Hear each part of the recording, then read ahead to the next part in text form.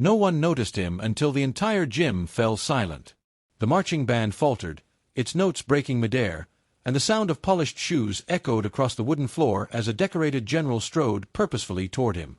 Just moments earlier, Caleb Turner had been nothing more than a shadow against the walls of Roosevelt High, an old janitor in a faded gray uniform, pushing his mop with slow, steady movements. His hands were calloused from years of scrubbing floors scuffed by careless sneakers, his back aching from decades of bending without thanks. He drifted through the halls like a ghost, unseen and unacknowledged. That day, the gym pulsed with life. Banners rippled from the rafters, the scent of waxed wood and metal chairs filled the air, and students buzzed with restless excitement. Everyone waited for the special guest, a four-star general who would speak on courage and sacrifice. All eyes were on the stage, none on the man sweeping near the exit. Caleb had been here longer than anyone could remember, arriving before dawn, leaving long after sunset. No one knew about the medals tucked away in a drawer, or the scars winding across his ribs like pale ropes. No one knew he had once stood in jungles thick with mud and gunpowder, where silence meant survival and honor was paid in blood.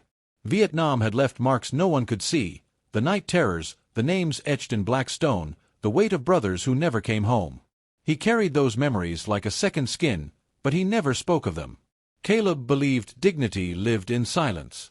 Students laughed when they bumped into him, dropped wrappers at his feet without care, teachers passed without looking up, and even the principal called him only the janitor. Yet Caleb endured, steady and uncomplaining, his work precise. That morning, as the general's voice thundered about valor and sacrifice, Caleb kept sweeping, ready to slip away before applause drowned the room. The words felt distant, like echoes from a life that no longer belonged to him. Then the general paused, his gaze sweeping the crowd before fixing on Caleb. The janitor's back was turned, his mop moving in slow arcs.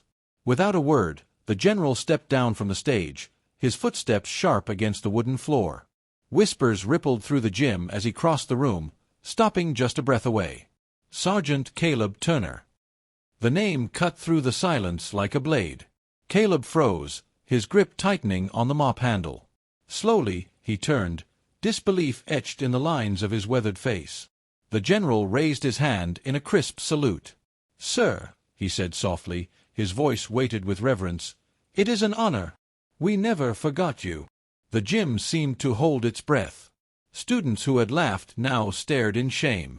Teachers who had passed him without notice stood stiff with awe. Someone whispered, "He's just the janitor." The general's eyes hardened.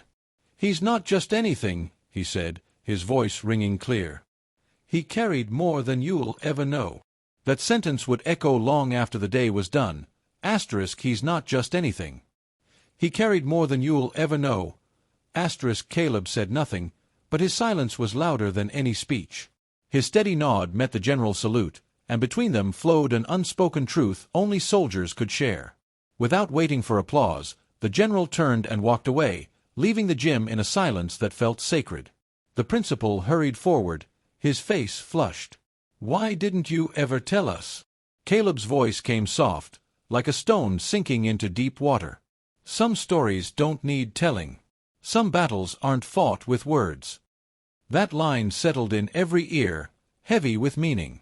What followed wasn't cheering, it was deeper. One by one, students and teachers stood straight, their hands at their sides, offering a silent salute. It wasn't about medals or rank. It was about truly seeing the man who had been invisible for so long. In the days that followed, his story spread, though not by Caleb.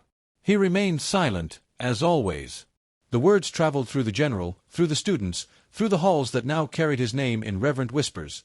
He was invisible until respect made him impossible to ignore. A plaque was placed by the school entrance, not for a janitor, but for a soldier, a survivor, a quiet guardian. And still, Caleb came before dawn each morning, mop in hand, walking the empty corridors with the same grace as before.